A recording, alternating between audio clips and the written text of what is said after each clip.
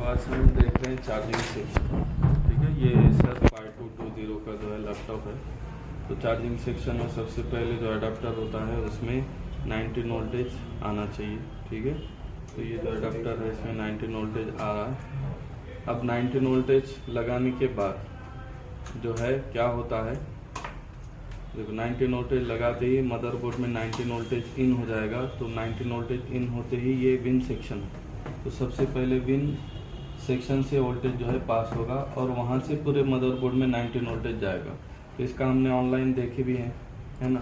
19 voltage क्या हो रहा था यहाँ पर 19 वोल्टेज 4-5 नंबर पे इन हो रहा था और फर्स्ट मॉसफेट पर आ रहा था। और फिर ये सेकंड ये यहाँ पर डिवाइडर सर्किट से इसका गेट ट्रिगर हो रहा था 6 वोल्टेज पर, और फिर यहाँ से आउटपुट वोल्टेज निकलकर ये सेकंड मॉसफेट पर जा रहा था। अब ये जो सेकंड मॉसफेट है इसको कौन कंट्रोल करेगा? Charging IC.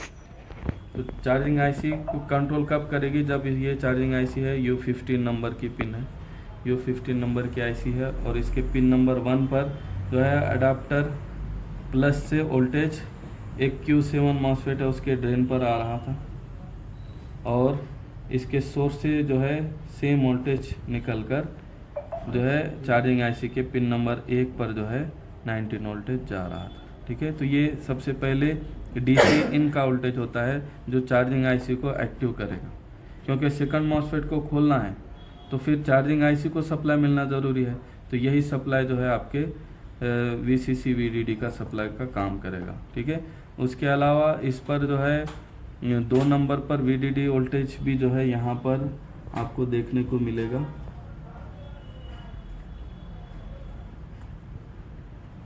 अडाप्टर प्लस देखो यहाँ पर एडी प्लस का जो वोल्टेज है ये 3 नंबर पर भी यहाँ पर आएगा और 2 नंबर पर भी जो है आएगा। तो अभी यहाँ पर चेक करते समय ज़रा ध्यान से चेक करना है।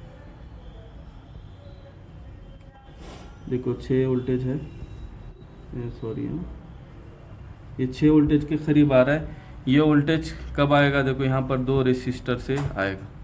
यहाँ पर 19 वोल्टेज इन होगा और यहाँ पर R1 और R2 2 रेसिस्टर हैं जो वोल्टेज डिवाइडर सर्किट बनाएंगे। R1 100 किलो का है और R2 15 किलो का है। तो जब तुम इसको वोल्टेज डिवाइडर सर्किट में इसको कैलकुलेट करोगे तो 6 वोल्टेज जो है निकलेगा। इनपुट 19 वोल्टेज रहेगा तो आउटपुट में जो है 6 वोल्टेज जो है निकल कर ये आईसी का वीसीसी का वोल्टेज वीडीडी का वोल्टेज मिलेगा। तब जाकर ये आईसी जो सेकंड मॉसफेट है उसके गेट को सिग्नल प्रोवाइड करेगी और फिर 19 वोल्टेज यहाँ से मदरबोर्ड में पूरे सेक्शन में चला जाएगा। अब ये जो 19 वोल्टेज जो पूरे बोर्ड में जा रहा है वो बोर्ड के बैक साइड में एक रेसिस्टर है R305। तो ये R305 से मदरबोर्ड के हर एक सेक्शन में जो है चला जाएगा। फ्यूजेबल रेसिस्टर होता है, वही रेसिस्टर से मदरबोर्ड के हर एक सेक्शन में आपको 19 वोल्टेज देखने को मिलेगा। देखो ये CPU सेक्शन है तो यहाँ पर भी 19 वोल्टेज है। उसके अलावा ये चार्जिंग सेक्शन है, यहाँ पर भी 19 वोल्टेज है। उसके अलावा यहाँ पर ये VTT सेक्शन है, यहाँ पर भी 19 वोल्टेज है। तो मदरबोर्ड में हर जगह 19 वोल्टेज जाएगा। ठीक है, अब चार्जिंग सेक्शन के लिए जो है हमने देखे ये जो मॉसफेट है U11 ये अपर मॉसफेट है, U11 अपर मॉसफेट है और U13 ये लोअर मॉसफेट है। तो जो अपर मॉसफेट है U11 उसके ड्रेन पर 19 वोल्टेज आकर रुकेगा। ओके, उसके बाद इसके सोर्स से अभी वोल्टेज आउट नहीं होगा, सोर्स पे भी 0 वोल्टेज रहेगा, ना ही दूसरे के ड्रेन पर जाएगा, ना ही आपके बैटरी प्लस पर जो है जाएगा। क्यों? क्योंकि अभी बैटरी लगी नहीं। अगर विदाउट बैटरी अगर हम चेक करेंगे तो बैटरी प्लस पर कोई भी वोल्टेज नहीं आना चाहिए वर्किंग लैपटॉप में। लेकिन इसके पिन नंबर 4 पर 3.3, 5 पर 3.3 और 6 पर जो है 3.3 आएगा। जो 4 नंबर की है बैटरी इन की है, 5 नंबर की पिन जो है आपकी बैटरी SDA की है और 6 नंबर की पिन बैटरी SCL की है। और बैटरी 1 नंबर की जो पिन है ये आपकी बैटरी प्लस की है जो कि अभी 0 वोल्टेज है क्योंकि बैटरी लगी नहीं। जब बैटरी लगाएंगे तब ये सिग्नल मिलेगा आयो, जब बैटरी हम लगाएंगे। देखो अभी यहाँ पर चार्जिंग के लिए कोई वोल्टेज नहीं बना है और पीछे से चार्जिंग कॉइल भी है, वो चार्जिंग कॉइल से जो वोल्टेज होते हुए बैटरी प्लस पर जाना चाहिए। ठीक है, तो अभी बैटरी प्लस पर क्या है 0 वोल्टेज है क्योंकि बैटरी लगी नहीं है। जैसे ही हम बैटरी लगाएंगे, जैसे हम ये बैटरी जो है यहाँ पर लगाएंगे तब जो है बैटरी का सिग्नल जो है, देखो एलईडी आ गई, तो ये बैटरी का सिग्नल, बैटरी डिटेक्ट का सिग्नल जो है आयो को जाएगा, जो 4 नंबर की जो पिन थी 1 2 3 4, तो यहाँ पर अभी ये वोल्टेज 0 हो गया क्योंकि बैटरी क्या हो गई है, लग गई है। तो ये सिग्नल जब आयो को जाएगा तब आयो चार्जिंग आईसी के 5 नंबर पर जो है इनेबल भेजेगी कि चार्जिंग ऑन करो। तो जो चार्जिंग आईसी होगी इसके 5 नंबर पर अगर हम मेजर करें, अगर जगह है तो चेक करेंगे 1 2 3 4 5, तो 5 नंबर हो सकता है ये रेसिस्टर है या ये कैपेसिटर। 1 2 3 4 5, नहीं पॉइंट तो नहीं दिया है, थोड़ा स्क्रैच करना पड़ेगा। देखो ये 2-3 वोल्टेज का जो सिग्नल है ना ये इनेबल है, ये क्या है 5 नंबर पर इनेबल है, 3 वोल्टेज तक जो है ये आएगा। तब जाकर जैसे ही इसको इनेबल आ गया, चार्जिंग आईसी को इनेबल कौन भेज रहा है, आयो। तो आयो कौन से पिन से, 12 नंबर से जो है इनेबल भेज रही चार्जिंग आईसी के 5 नंबर पर, तब जाकर ये आईसी चार्जिंग आईसी क्या करेगी, इनके गेटों को ट्रिगर करेगी। देखो यहाँ पर ये जो अपर मॉसफेट है इसके गेट पर जो है 6 वोल्टेज तक जो है आ रहा है, तब जाकर यहाँ से वोल्टेज जो है निकल रहा है।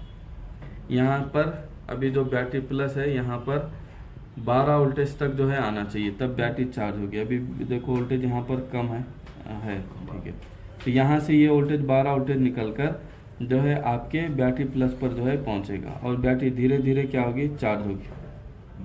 बैटरी क्या होगी, धीरे धीरे चार्ज होगी। अब यहाँ पर देखो थोड़ी देर अगर यहाँ पर देखेंगे 12.5 है तो 12.6 होगा, फिर 12.7 होगा, फिर 12.8 होगा, इस तरह से 13-14 तक जो है चला जाएगा। जब बैटरी 100% चार्ज हो जाती है तो 14 तक जो है ये चला जाता है। एक्चुअल बैटरी में कितना करंट है, कम होगा, क्योंकि अभी ये बैटरी बहुत दिन से बंद थी, तो यहाँ पर करंट जो है कम होगा। अब ये चेक करना है हमको बैटरी में कितना करंट है, तो ये हम यहाँ पर चार्जर हटाते ही यहाँ पर इसका जो एक्चुअल करंट है वो बताएगा।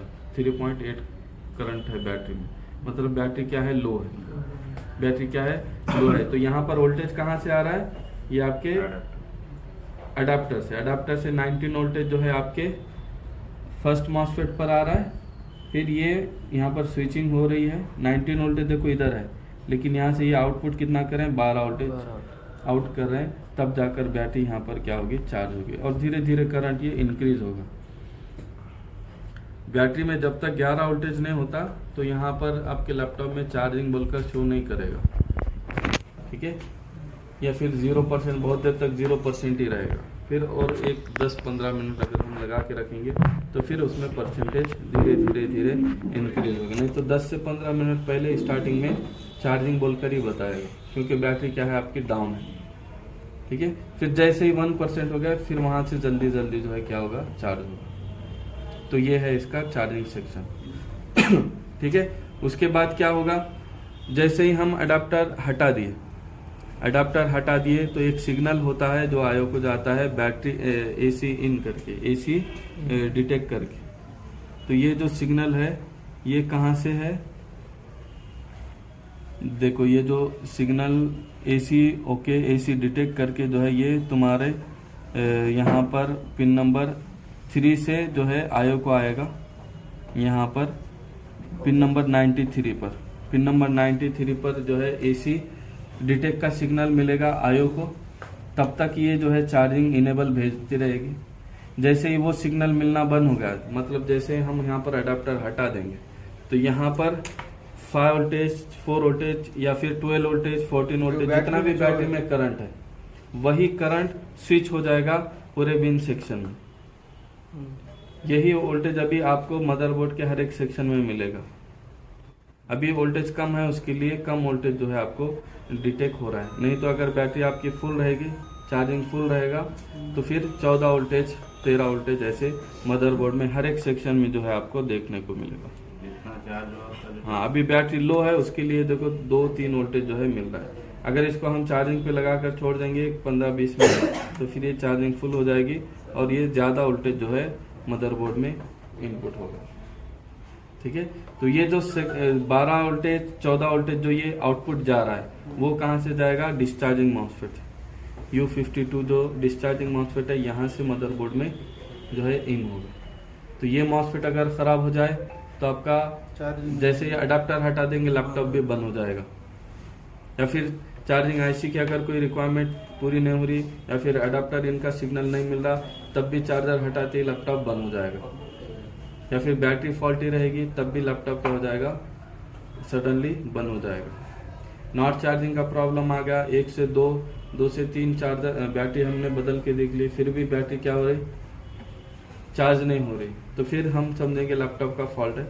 तो फिर हम चार्जिंग आईसी की रिक्वायरमेंट पूरी चेक करना पड़ेगा, चार्जिंग आईसी को वोल्टेज मिल रहा है नहीं मिल रहा है, उसको एसी ओके, एसी इन, डीसी इन का सिग्नल मिल रहा है नहीं मिल रहा है, चार्जिंग इनेबल का सिग्नल मिल रहा है या नहीं मिल रहा है, ये सब चेक करना पड़ेगा।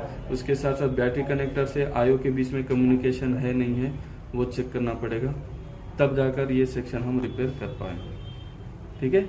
और अगर डिस्चार्जिंग का प्रॉब्लम है, मतलब चार्जर हटाते ही अगर लैपटॉप बंद हो रहा है तो फिर वो डिस्चार्जिंग मॉसफेट या फिर उसमें आपको बैटरी का भी फॉल्ट होता है कभी कभी बैटरी भी खराब हो गई, बैटरी 100% बताएगी लेकिन चार्जर हटा दो बंद हो जाएगा। तो पहले तो हम बैटरी बदल के देखेंगे, अगर नई बैटरी से भी सेम प्रॉब्लम है तो फिर हम मदरबोर्ड में देखेंगे कि बैटरी डिटेक्ट क्यों नहीं हो रही, बैटरी इन से आईओ तक के सभी कंपोनेंट हम चेक करेंगे। इस तरह से हम चार्जिंग सेक्शन जो है क्या करते हैं, चेक करते हैं और ट्रबल शूट करते हैं, ठीक है।